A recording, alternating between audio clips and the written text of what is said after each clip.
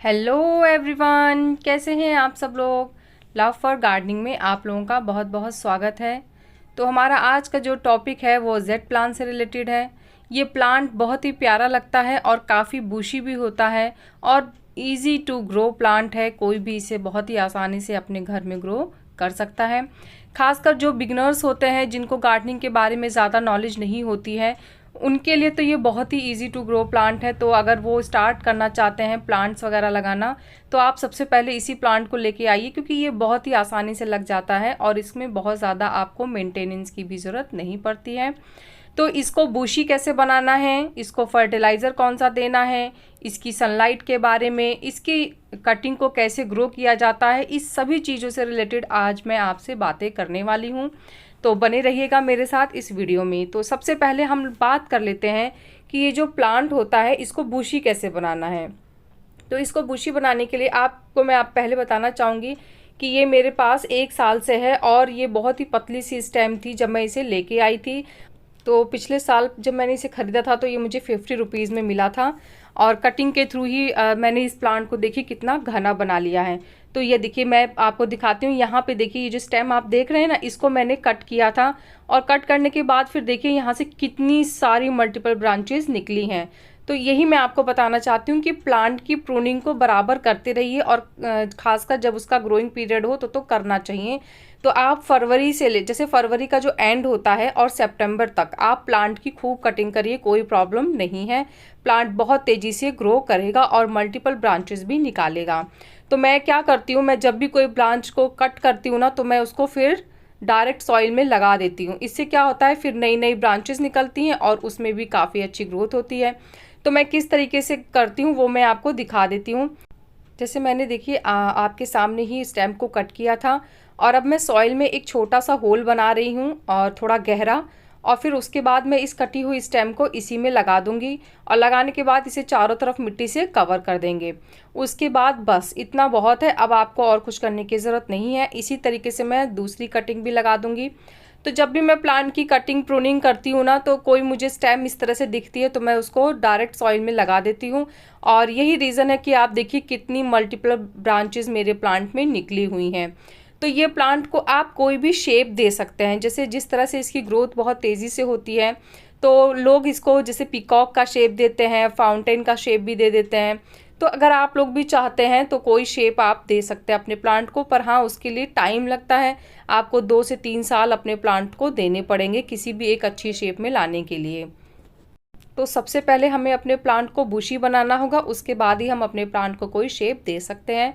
तो प्लांट को बुशी बनाने के लिए पहले आपको इसे अच्छे से शेप देनी होगी, इसकी कटिंग करनी होगी, प्रूनिंग करनी होगी। उसके बाद धीरे धीरे ये बहुत ही तेज़ी से ग्रो करता है। इसको आपको बहुत ज़्यादा ध्यान देने की ज़रूरत नहीं है। जो चीज़ें मैं आपको बता रही हूँ बस आप उसी पे फोकस करिए और आपका प्लांट बहुत ही अच्छे से ग्रो करेगा और काफ़ी मल्टीपल ब्रांचेस भी इसमें से निकलेंगी। दूसरी बात मैं कर लेती हूँ। जैसे पहली बात तो हो गई कि इसकी कटिंग करनी है, प्रूनिंग करते रहना है फ़ैब से लेके और फ़ैब के एंड से लेके और सितंबर तक।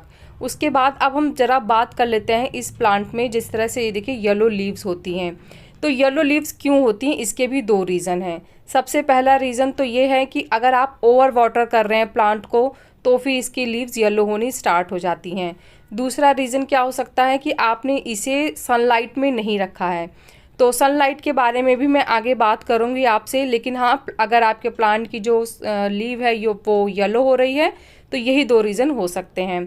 तो अब मैं आपको यहाँ पे तीसरी बात बताना चाहूँगी कि जब आप इसको रिपोर्ट कर रहे हो तो आपको सॉइल कैसी तैयार करनी है, क्योंकि इसको अगर आप बहुत ज़्यादा मॉइस्चर मेंटेन वाला सॉइल दे देंगे तो ये प्लांट फिर अच्छे से ग्रो नहीं कर पाएगा। तो देखिए मैंने क्या किया है, मैंने लिया है इसमें 50% सॉइल ली है, 25% मैंने गोबर की खाद और 25% मैंने इसमें बजरी ले ली है।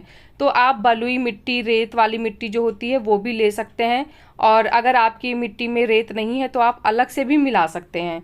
और गोबर की खाद या वर्मी कंपोस्ट दोनों में से आप यहाँ पे किसी भी खाद का इस्तेमाल कर सकते हैं। उसके बाद इसमें और आपको कुछ अलग से लगाने की ज़रूरत नहीं है। देखिए इस तरह की सॉइल जब तैयार होती है तो ये देखिए प्लांट में अभी देखिए इस समय मेरे प्लांट को मैंने पानी दिया हुआ है और मेरे प्लांट की जो सॉइल है वो देखिए आप लग भी रहा है कि इसके अंदर मॉइस्चर है। लेकिन छूने पे वो मेरे हाथ में चिपचिपी सी नहीं लग रही है। वो इसलिए क्योंकि मैंने अपने प्लांट को जो सॉइल दी है वो वेल ड्रेन सॉइल है। ऐसे सॉइल क्या होता है, वो मॉइस्चर को होल्ड तो करती है पर सॉगी नहीं बनाती है। ये देखिए मेरे हाथ में कहीं भी आपको चिपचिपापन नहीं दिख रहा होगा। तो आपको जब इसे रिपोर्ट करना है तो इसकी जो सॉइल तैयार करनी है वो इसी तरीके से करनी है जैसे मैंने आपको बताया है। अब इसमें इतना करने के बाद भी अगर आपको लगता है आपके प्लांट में ग्रोथ नहीं अच्छे से हो रही है तो फिर जो चीज़ आपको अपने प्लांट में डालनी है वो ये है, और इसे कहते हैं बोन मील। तो बोन मील एक ऑर्गेनिकल फर्टिलाइज़र है। तो अगर आप डालना चाहें अपने प्लांट में इसे तो डाल सकते हैं। इसकी स्पीड भी आपके प्लांट की जो ग्रोथ की होती है, ये आपके प्लांट की ग्रोथ की स्पीड बढ़ा देगा, रूट सिस्टम को बहुत स्ट्रॉन्ग करेगा, और उसके बाद जो ऑल ओवर जो नीड होती है ना इस प्लांट को, वो सब इस प्लांट को दे देगा। तो आपको अलग से कोई भी फर्टिलाइज़र डालने की ज़रूरत नहीं है। पहले वैसे तो मैं आपसे कहूँगी कि इसको गोबर की खाद और वर्मी कंपोस्ट में से कोई भी एक खाद दीजिए, इसके लिए पर्याप्त है। लेकिन अगर आपको लगता है प्लांट की ग्रोथ उतने से नहीं हो पा रही है तो फिर आप यहाँ पे बोन मील का यूज़ कर सकते हैं। बोन मील यूज़ करने का एक तरीका है, वो ज़रूर जान लीजिए, क्योंकि ऐसे ही सुन के और आप वीडियो को स्टॉप मत कर दीजिएगा। बोन मील डालने का सही तरीका आपको जानना होगा, क्योंकि अगर आप सही से बोन मील नहीं डालेंगे तो आपके प्लांट में चींटियाँ वगैरह भी अटैक कर सकती हैं। तो बोन मील जैसे कि हड्डियों का चूरा होता है, तो इसलिए अगर आप इसे अपने प्लांट में डाल रहे हैं तो सॉइल की गुड़ाई करके 1 इंच की जो सॉइल है उसको किनारे कर दीजिए, और उसके बाद किनारे किनारे आप इसमें हाफ स्पून से 1 स्पून, जैसी आपके प्लांट की ग्रोथ है, जैसे अब मेरा जो आप प्लांट देख रहे हैं इसमें मैं 1 स्पून बोन मील डालूंगी। अगर आपका प्लांट इससे छोटा है तो फिर आप यहाँ पे हाफ स्पून बोन मील डालेंगे, और ये बोन मील 1 महीने के लिए पर्याप्त है। आपने बोन मील डाला, उसके बाद सॉइल को ऊपर से फिर डाल के ढक दिया बोन मील को। इससे क्या होगा, कोई इंसेक्ट या चींटियाँ वगैरह जो होती हैं वो हमारे प्लांट को अटैक नहीं कर पाएंगी। और ये जो बोन मील है ये इतना फ़ायदा पहुंचाएगा आपके प्लांट को कि आपके प्लांट की ग्रोथ अचानक ही बढ़ने लगेगी। अगर आप बोन मील नहीं देना चाहते हैं तो केमिकल फर्टिलाइज़र में यहाँ पे आप सुपर फास्फेट भी दे सकते हैं अपने प्लांट को, उससे भी ग्रोथ अच्छी हो जाएगी। अब यहाँ पे सनलाइट की बात कर लेते हैं। तो जेड प्लांट जो होता है उसको आप कम से कम 3 से 4 घंटे की डायरेक्ट सनलाइट दीजिए। इससे कम सनलाइट और इससे ज़्यादा सनलाइट दोनों ही प्लांट को नुकसान पहुँचा सकती है। जहाँ तक वाटरिंग की बात है तो वाटर आप इस प्लांट को तब दीजिए जब आपको लगे कि जो प्लांट की ऊपर की सॉइल है वो आधा इंच तक ड्राई हो गई है, तो फिर आप इसको वाटर दे सकते हैं। नहीं तो फिर आप 1 दिन छोड़ के इसको वाटर दीजिए। उसके बाद इन सब चीज़ों का अगर आप ख्याल रखेंगे ना तो फिर आपके प्लांट की ग्रोथ बहुत ही अच्छे से होगी।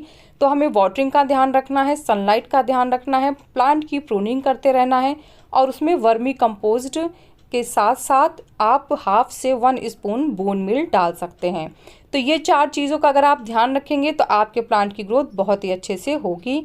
तो कैसा लगा आपको मेरा ये वीडियो, ज़रूर बताइएगा। अगर मेरा ये वीडियो आपको अच्छा लगता है, पसंद आता है, तो मेरे वीडियो को लाइक करिए, शेयर करिए, मेरे चैनल को सब्सक्राइब करिए। और अगर इन सब चीज़ों के बारे में जानने के बाद भी अगर आपके प्लांट में कोई प्रॉब्लम होती है तो आप मुझसे कमेंट्स के थ्रू बात कर सकते हैं। तो मिलते हैं फिर नेक्स्ट वीडियो में, तब तक के लिए बाय, टेक केयर।